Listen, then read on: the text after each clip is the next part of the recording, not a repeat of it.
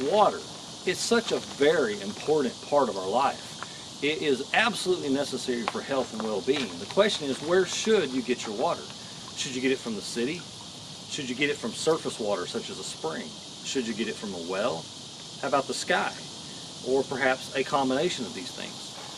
Water is something that you really want to think about as you plan to live in an off-grid life or to provide all your needs. What follows is a short clip from the Survive and Thrive Blueprint, a new educational course that gives you all the steps that, when followed, allow you to build a completely self-sufficient life. One where you can provide your shelter, including aircrete, as well as free natural house building options.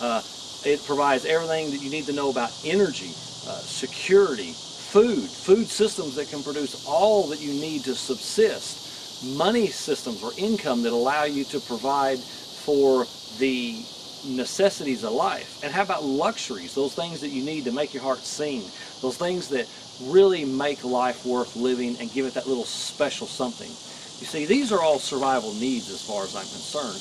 And the Survive and Thrive Blueprint focuses primarily on bringing you through a series of steps where you can survive and meet all of your needs. And then from there, you can add to your life everything that matters to you. You can have the time and the freedom to pursue what your heart desires, what you've always wanted to do, what you have known all along you should be doing to be happy.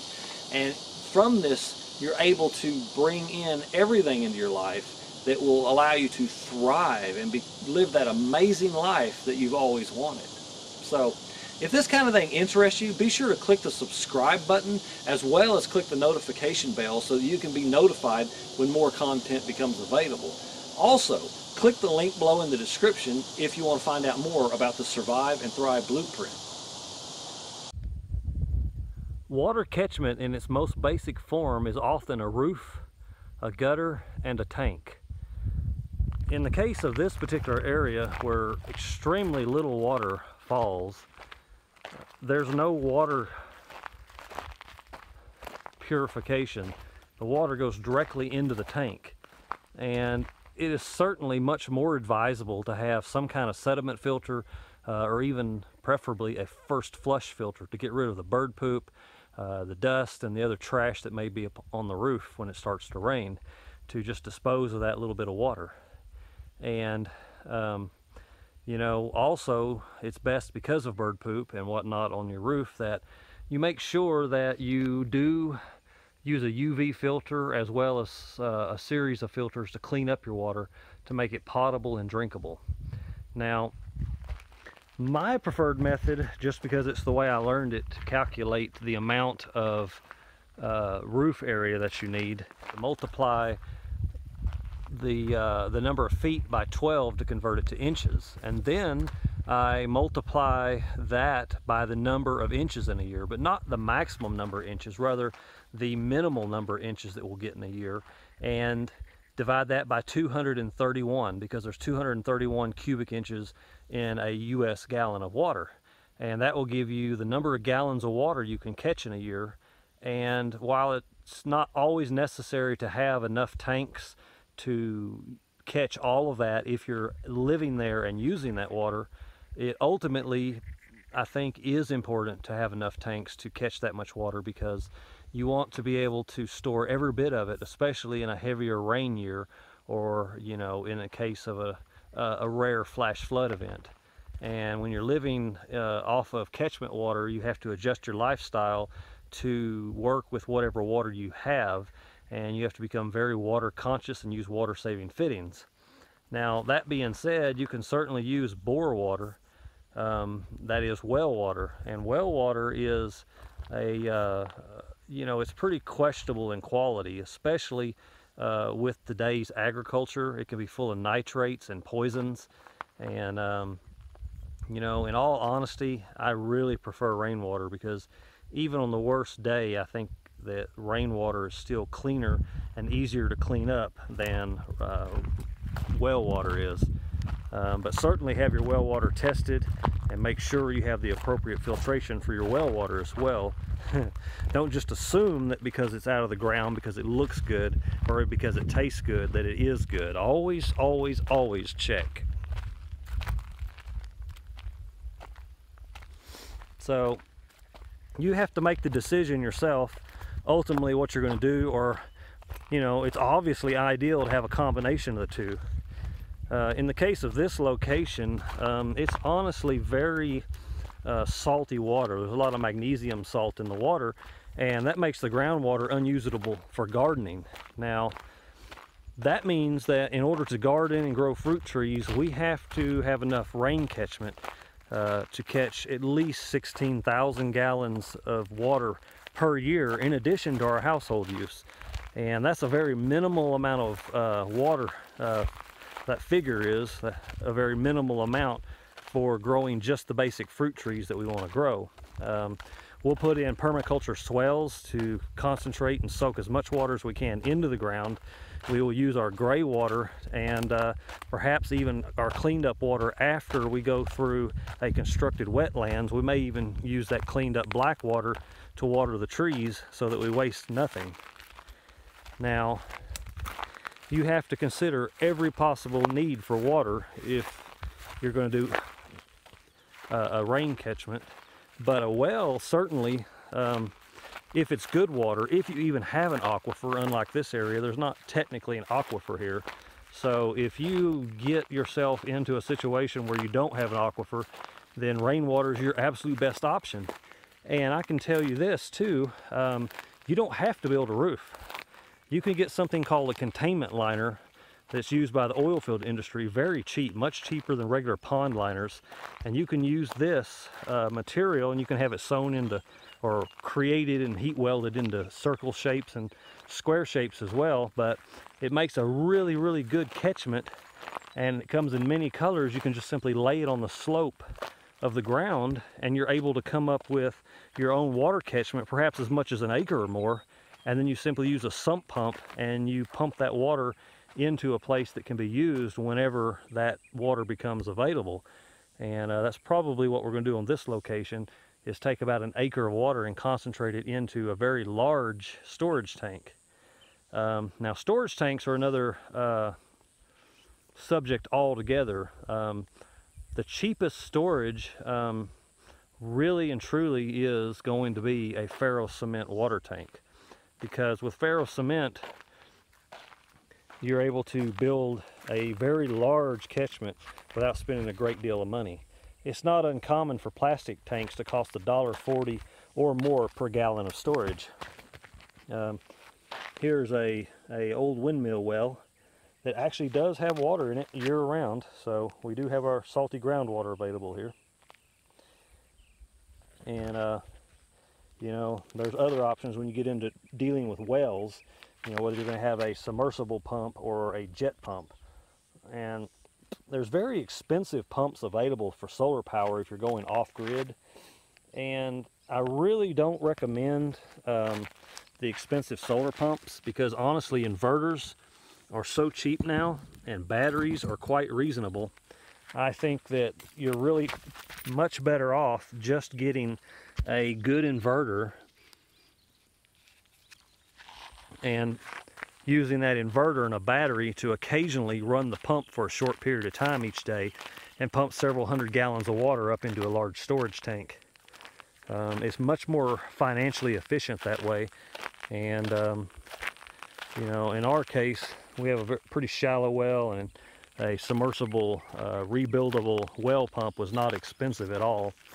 So anyway, these are some of the basic things to consider with water, because water is life. Water is also food if you're growing a garden with it. And you don't always have to go with the default option of spending $5 to $12, $15, $20 a foot to have a well drilled. You can certainly start very quickly and very cheaply off-grid just by investing in a good filter system. Perhaps something as simple as a water tank, or even horse panel that's in a U and has a liner that's been made for that round shape to fit inside of it. Something like that can offer very affordable storage. And then something as simple as billboard tarps laid out on a slope on the ground and brought into a single sump pit can be used, and water can be pumped into your tank. And then you simply use UV lights and triple filtration to get that water good and clean. There's just so many possibilities when it comes to water, and even if you live in a place like Death Valley that only gets 2 inches a year, you can still plan and design a system that will more than meet your needs. So, and of course this dictates that you have enough land to be able to do this. And anyway, there's some ideas on water just to make you aware of the possibilities, because it's really one of the most critical factors. And while we're talking about water, let's also talk about your location for building. This area, the reason it's so sparse in between is because this is actually a bit of a floodplain, and water sheets across this area pretty rapidly during a heavy downpour, during thunderstorms and such events. So it's a side topic on water, but don't build your house in a location where it's going to be flooded. Find out where your 100-year flood height is, where your elevation is.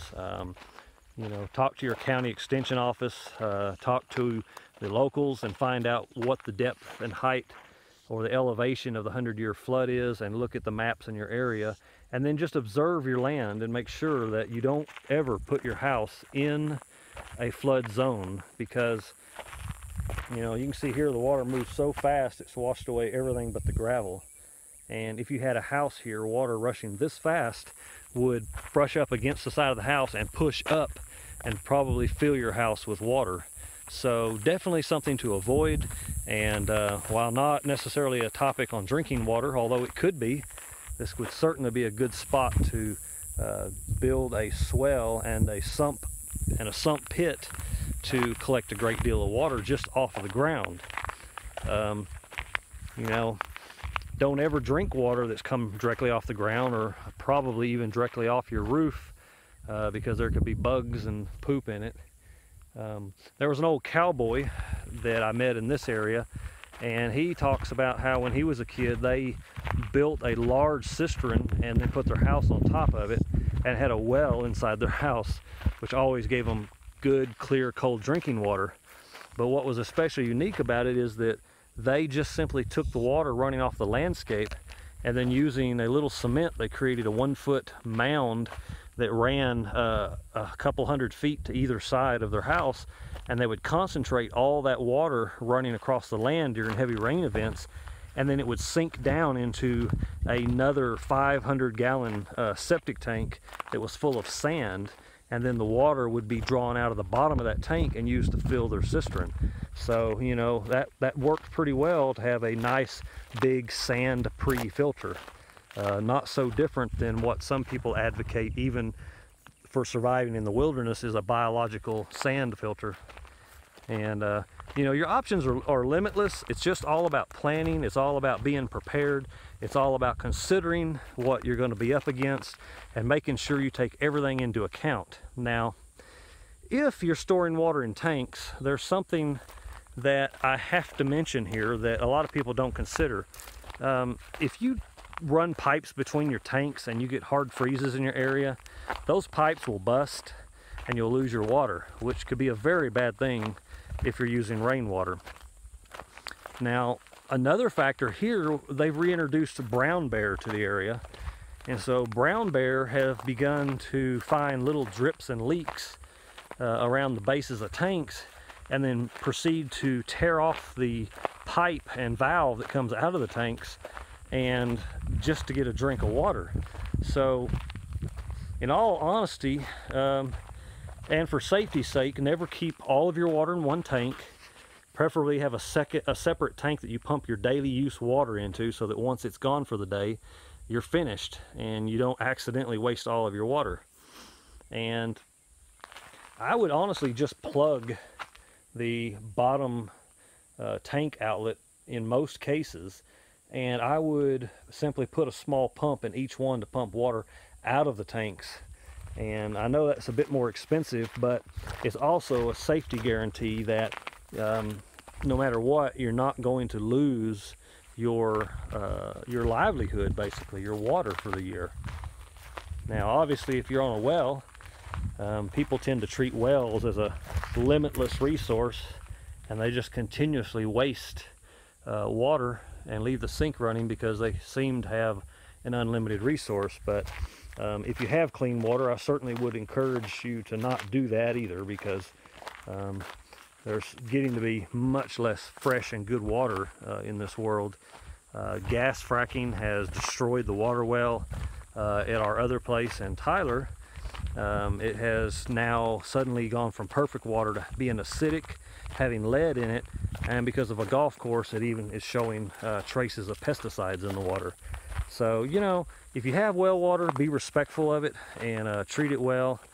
And there you go. That's a broad general outline of water to open your mind and give you some of the possibilities and things to consider that you might be able to do to get the water that you need.